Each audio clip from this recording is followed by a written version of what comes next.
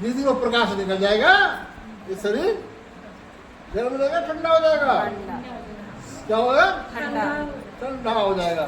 Doctor के कब ले जाओ, ठंडा हो गया, कुछ नहीं रहेगा।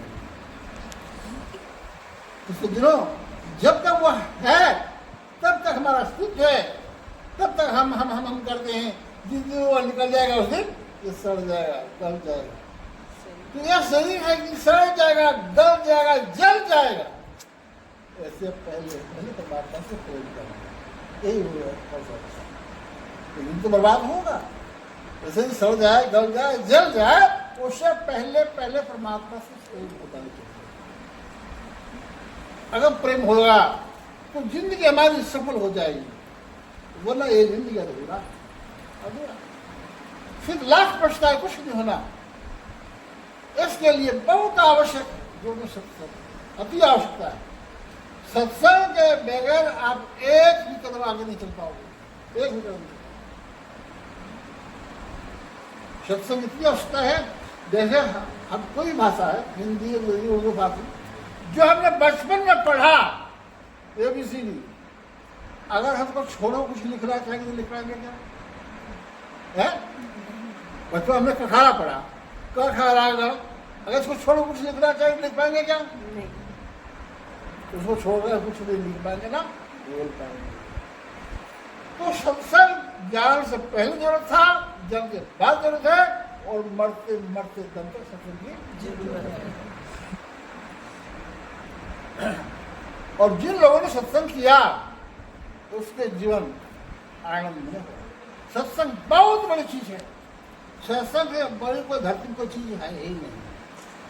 ये आप जानो, इस धरती में सत्संग इससे बड़ी कोई चीज नहीं। एक बार की बात, विश्वामित्र ने अपने यहाँ एक यज्ञ किया। उस यज्ञ में गुरु वशिष्ठ को निमंत्रण दे। ऐसा है, संतों में ऐसा चलता है। मालूम हमने कभी कोई प्रोग्राम किया हुआ था और हमारे परिचित कोई संत है, हम उसको इन्वाइट करते हैं।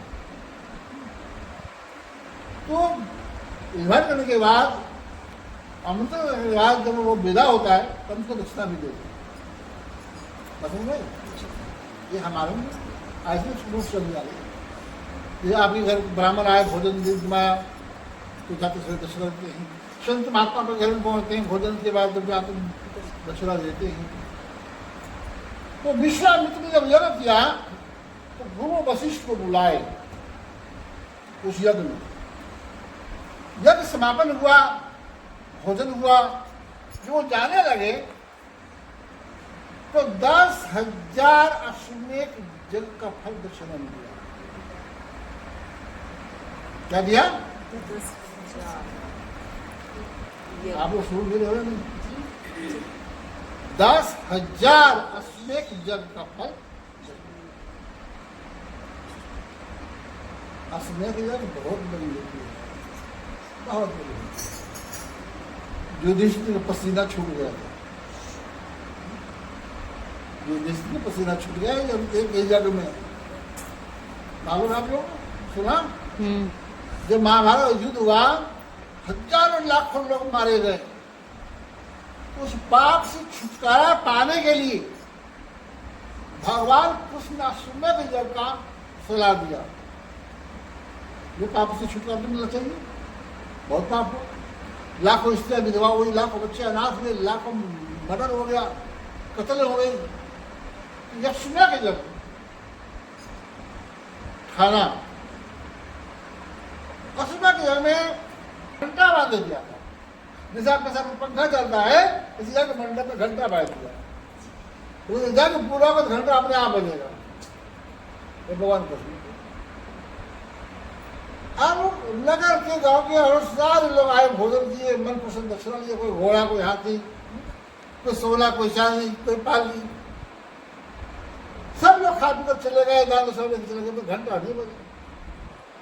जब घंटा नहीं बजा तो युधिष्ठिर बड़ी चिंता हो। भगवान कृष्ण के पास गए कि बड़ी घंटा नहीं बजा, घंटा नहीं बजा। तो कहते कोई रह गया, कोई रह गया। जिसने भोजन नहीं किया। राजा है, सेना लगा दिया, जंगल बाहर ढूंढो भाई। अब गांव से आगे तो बचा नहीं होगा, जरूर कोई गांव जंगल में ही छुपा रखे जिनको जानकारी ना हुई। तो जंगल पहाड़ में सेना लगा दिया। जब सेना लगा दिया, एक पहाड़ के ऊपर एक संत बैठे थे, उनको इस बात की कोई जानकारी नहीं थी और वो आए भी नहीं थे। लोगों ने कहा कि भाई राजनीति में खाना है और आप चल के प्रसाद ग्रहण कीजिए ताकि ये जगह सफल हो जाए। तो संत ने कहा, मैं किसी के यहाँ नहीं जाता, मैं कहीं जाता ही नहीं, अपने यहाँ भगवान भरोसे बैठा हूँ, जो कंद मूल मिल जाए मुझे खा कर सकते, मुझे छप्पन बिजनेस की आवश्यकता है। सम्मान कर दिया। सेना के लोग आए, लोग बताया वो स्थान पर एक साधु बैठा है, उस नाम से मना कर दिया।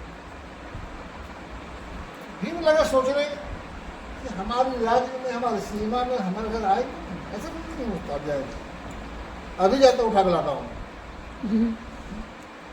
अब भुजाओं के घमंड तो है बाहुबल में, चले गए।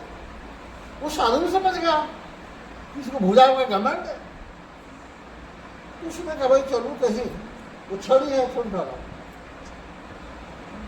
बुढ़ापा शरीर मेरे साथ उछल नहीं सकता, छड़ी उठा ला। जब छड़ी उठा के उसे छड़ी ना उठी तो भीम के घमंड वही चूर हो गए। जब छड़ी ही ना उठे तो साधु का छूट जाएगा। बाबा साहब और वो प्रार्थना करने लगे, प्रभु चलिए भोजन करने लगे, बोले नहीं जाते। तुम कैसे आप जाएंगे बता दीजिए, जो तरीका हो बता दीजिए। तो भाई दक्षिणा क्या देगा तुम? इसने दक्षिणा जो आप मांगे, हाथी घोड़ा सोना चांदी पालकी जो मांगे आप बोला तो साधु में हमें क्या करना सोना चांदी, हमें क्या करना हाथी घोड़ा पालकी। अब मैं तब जाएंगे एक साथ कि मुझे 10,000 अश्वेत जल का फल चाहिए। क्या चाहिए? 10,000 का फल। क्या चाहिए? 10,000 अश्वेत। 10,000 अश्वेत जल का फल दक्षिणा चाहिए। उस घर में तो एक ही खाना है जो पूरा नहीं हुआ अभी तक, तो 10,000 कहां से देगा भाई? अब फिर भी आंसू भर घटना पकड़ने लगे, रोती रोती आए, जो दृष्टि की सारा हाल को सुना, लाखों करोड़ अरबों रुपया खर्च हो गया पूरे समाज में। अब कितनी बड़ी बेइज्जती होगी, पूरा नहीं हुआ। अब उनको रोते बिलखते देख द्रौपदी पहुंच गई। ये सारे भाई लोग रो रहे, क्यों रो रहे, क्या बात कर रही, कौन कुछ लोग पड़ गई। तो सब ने कहा कृष्ण ने ऐसी मांगा, तो बस इतनी छोटी बात नहीं, तो छोटी बात लग रही है। एक तो पूरा नहीं हुआ, उनको चाहिए 10,000 से लग जाए तब आकर भोजन करेंगे। कहां से लाऊंगा 10,000? बोला अगर तुम्हारी अनुमति हो तो मैं जाता हूँ, मैं ले जाऊंगा और जितने को चाहिए मैं लूंगा। अब यह बात सुनकर युधिष्ठिर के पैरों तक धरती खिसक गई। मुझे जितना चाहिए मैं दूंगी, तुमने कौन सी जगह किया भाई? हमारे वो समाज में कोई जगह किया नहीं, कोई देखा नहीं, अगर तुमने ना देखा मत दो, पर तुम्हें जरूरत है मैं संत को बुला कर लाऊंगा, तो मैं आज अनुमति चाहिए। तो सब भाई ने अनुमति दी होगा। अकेली गई, न कोई सेना न कोई सहेली, चाहपुर जी घरा घोर जंगल में जब सष्टांग दंड प्रणाम कर प्रार्थना किया राजमहल में आने के लिए, भोजन के लिए। उस संत ने फिर वही बात दोहरा दिया कि मुझे 10,000 से तक फर्क चाहिए। मेरे पास तुम इतनी छोटी बात, वो तो ईसा के बहुत छोटी लग रही है, क्या हो गया? तो वह कहती है मैंने आपकी ही मुखारबिनी से सुनी थी, कब? जब मैं छोटी वाली बात आपका ही वचन है, मुझे आज भी कंठस्थ है। बोले क्या? तो आपने कहा था कि संत मिलन को चाहिए तज माया अभिमान, जो जो पग आगे धरे वो भी आगे सामने। इतना सुनते तो संत लोग खड़े हो। देख लीजिए, पांचों पांडवों की मैं पत्नी हूं, महारानी, न कोई बॉडीगार्ड, न पैर में चप्पल, न सर में छाता, क्या मेरा अभिमान। संत पीछे पीछे बोलते, वो कहते 10,000 के लिए बाकी में वापस कर दीजिए।